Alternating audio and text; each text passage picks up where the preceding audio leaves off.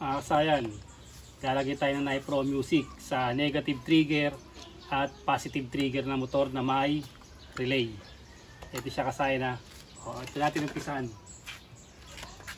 sa busina. Yung busina natin, ito nakalagay na sa kanya yung body ground. Ito yung body ground, tutok mo dito.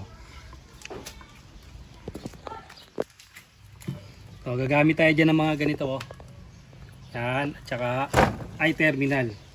Kung ito yung gagamit dito wag ito yung gagamitin nyo para siguradong maging malakas yung inyong maging malakas yung inyong busina. So wag ito yung gagamitin nyo. Mas maganda yung sarili nyong sarili nyong wiring. Ito automotive wire. Tapos ito. Ayan i-terminal tsaka yung mga relay terminal. Ito kasi mga manipis lang to. Ilang araw lang na maganda yung busina mo, makalipas ang baka isang buwan, ayan, iba na yung tunog ng inyong busina. Ayan, kasi masyadong yung maninipis yung wire nya, tsaka nagpupulbos. Kaya dapat mga gantong wire, mga siguradong wire, automotive wire, para siguradong walang kapulbos-pulbos yung ating yung wire, at saka magiging maganda yung tunog. Ito siya, ipoporma natin yung forma natin yung busina. Ito nakalagay na sa negative sa negative yung busina, nakalagay sa body ground. Ito yung negative ng busina, nakalagay sa body ground. Sa kabila nakalagay din ayun, nakalagay din dyan. Tapos ito yung dalawang positive. So testing natin ito yung galing sa may fuse to, pantitesting natin. Okay, okay. Okay, ibig sabihin meron ng meron ng supply pares yan. Ayan, pagka nagkasama na siya, high and low, yun na yung tunog niya. Okay, pares na siyang meron. Ngayon, ito na yung relay. Ito yung stock horn nyo negative trigger at positive trigger. Ugutin natin yan. Ayan. Pag-ugot natin dyan, 85 at 86 ilalagay natin dyan. Kahit magkabaligtaran, 85, 86 ilalagay natin sa relay. Ito siya yung kabilaan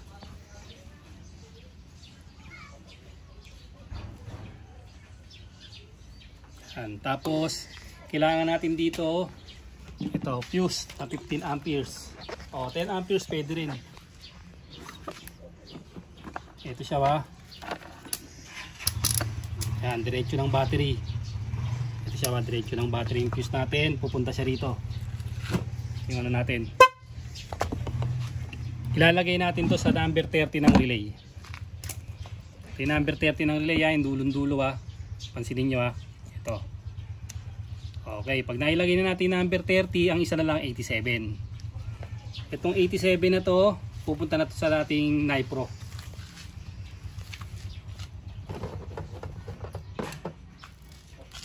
87 ang relay natin. Ito siya papasok na dito yung Nipro natin at sikada natin. Unahin natin si Nipro. So tingnan nyo papasok na dito yung ating yung ating Nipro.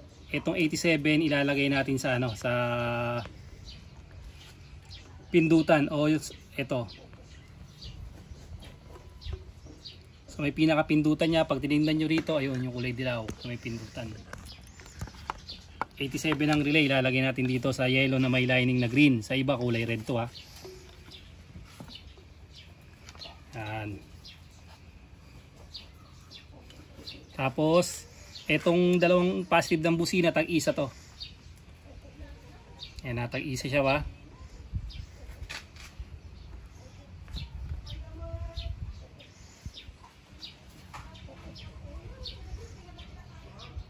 Yan. Tapos itong black, ito yung negative natin. Body ground tayo rito.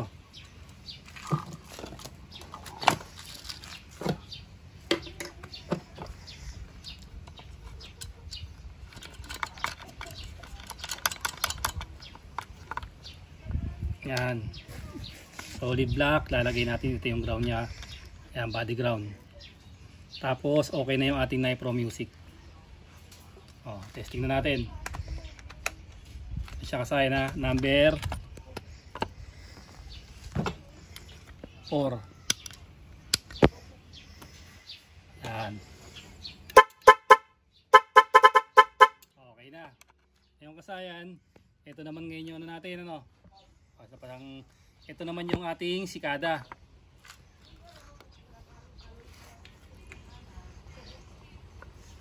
Positive trigger at negative trigger na may relay ito, ha. Sa sikada, meron lang konting pagkakaiba.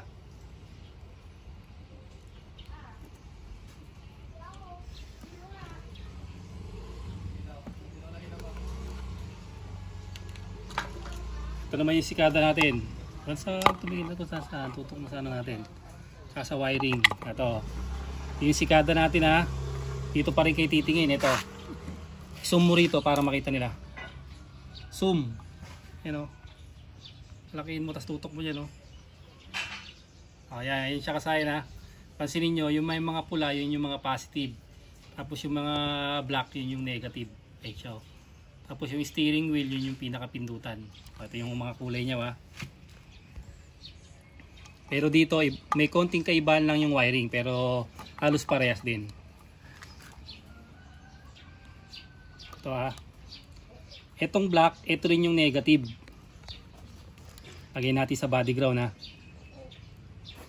Unahin natin yung ano, yung kaparehas, ha.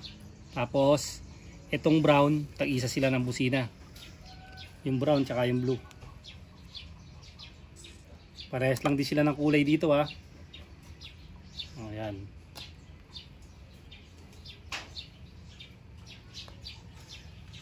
Tapos itong ano, ito yung papuntang 87 ng relay. Yung kulay gray, ha. Kulay gray to.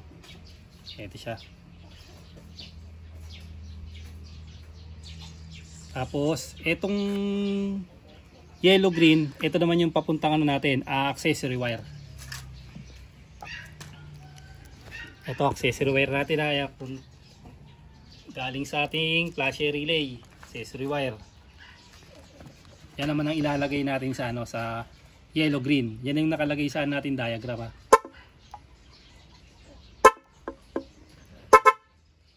Didikit. Yan. Yan yung ano natin. Tapos ito na siya. Okay na yung ano natin, yung number 3. Ayun na yung naka number 3 tayo, ha. Ito yung ano natin. Okay na rin. Okay na rin yung ano natin, yung sikada. Ganun lang kasayan, ha, yung paglalagay ng ano natin. Halimbawa ng paano naman kung nakaano kayo, kung etong ano, etong tawag dito, compact horn, isa lang yung gagamitin nyo. Yan lang, didikit, ha. Didikit ang ating trigger. Palayin muna natin.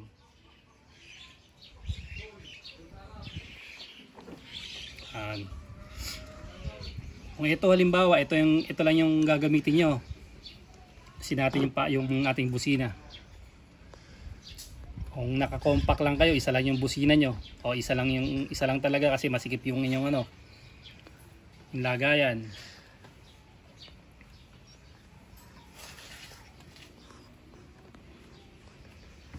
Ito siya. Isa lang bali yung ano, isa lang din ang ilalagay nyo dyan.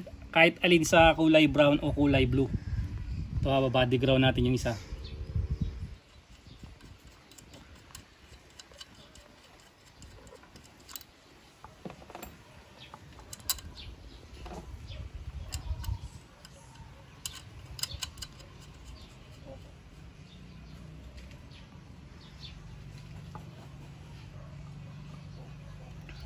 Tapos lalagay natin dito sa ano, lalagay natin sa kulay blue o kulay ano, kulay brown.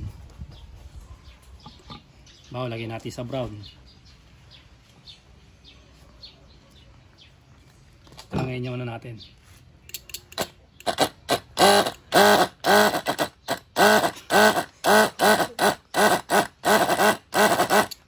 kaibahan ng ng compact cord. Meron siyang busina na hindi niya kuha. Malagay natin sa number 2. Ayan. Meron siyang hindi siya tumutunog. Kasi nagpapalitan sila ng papalitan sila ng dual horn.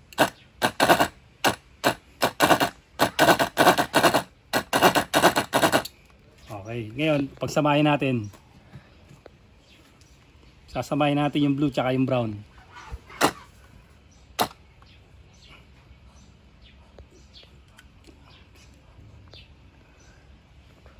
Blue at brown, sasamahin natin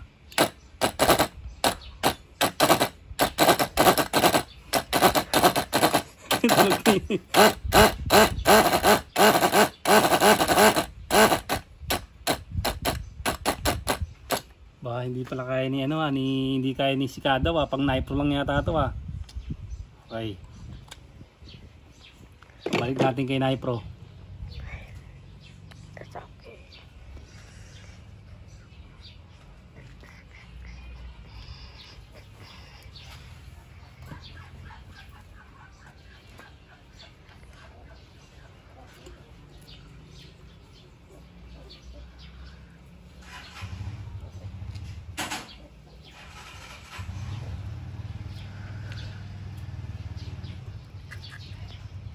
Ito 5 wires to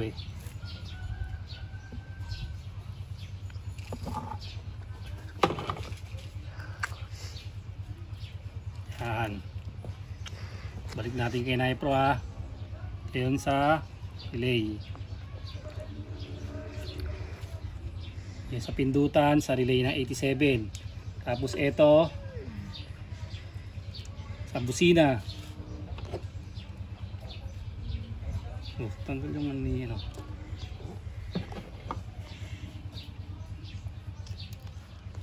negative ni negative.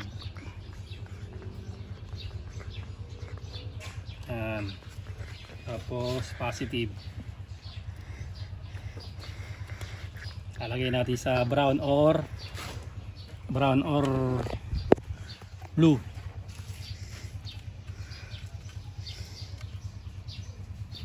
Tapos negative yung black.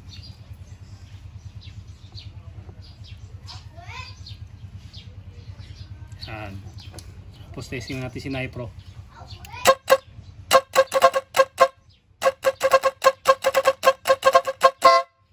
Okay. Ibig sabihin kasayan, hindi pala kaya ng Cicada to. Hindi kaya sa Cicada tong natin, ito compact horn. Pwede lang siya sa Nipro Music. Sa Cicada, ayaw lumabas yung yung tunog niya. Ganun lang kasayan yung paglalagay sa negative trigger at positive trigger. Pag meron pa kayong katanungan, mag-comment lang kayo. Hanggang dito na lang mga kasayan. Salamat sa panonood.